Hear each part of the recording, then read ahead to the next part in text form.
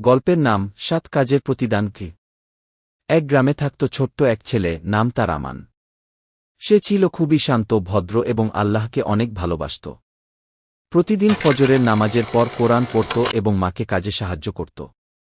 একদিন স্কুলে যাওয়ার পথে আমান একটি পেছন থেকে কান্নার আওয়াজ শুনতে পেল।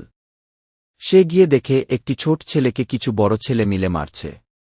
আমান দেরি না করে ছেলেদের থামাল এবং আহত ছেলেটিকে পানি খাইয়ে বসতে সাহায্য করল। ছেলেটির নাম ছিল ফাহিম। সে নতুন এসেছিল গ্রামে, তাই সবাই তাকে চেনে না। আমান তার সঙ্গে বন্ধুত্ব করল এবং তাকে স্কুলে নিয়ে গেল। শিক্ষক সব শুনে আমানকে খুব প্রশংসা করলেন।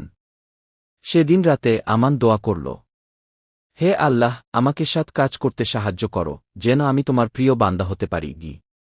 রাতে সে স্বপ্নে দেখতে পেল এক বৃদ্ধ লোক তাকে বলছে, তুমি একটি ছোট কাজ করলেও আল্লাহ তার প্রতিদান অনেক বড় দেন। তুমি সাহস ও সদাচরণের পরিচয় দিয়েছ, এটাই প্রকৃত ইসলামকে।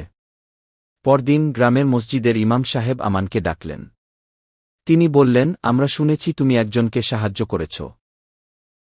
ইসলাম আমাদের শেখায়, তোমাদের মধ্যে সেই উত্তম যে অন্যের উপকারে আসে, তুমি আমাদের গর্ব।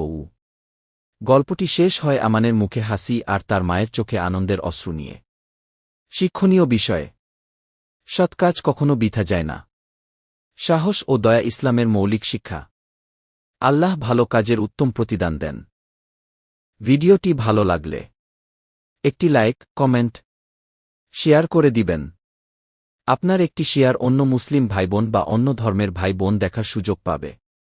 চ্যানেলটি সাবস্ক্রাইবার করে দিবেন। সবাইকে ধন্যবাদ। আল্লাহ হাফেজ।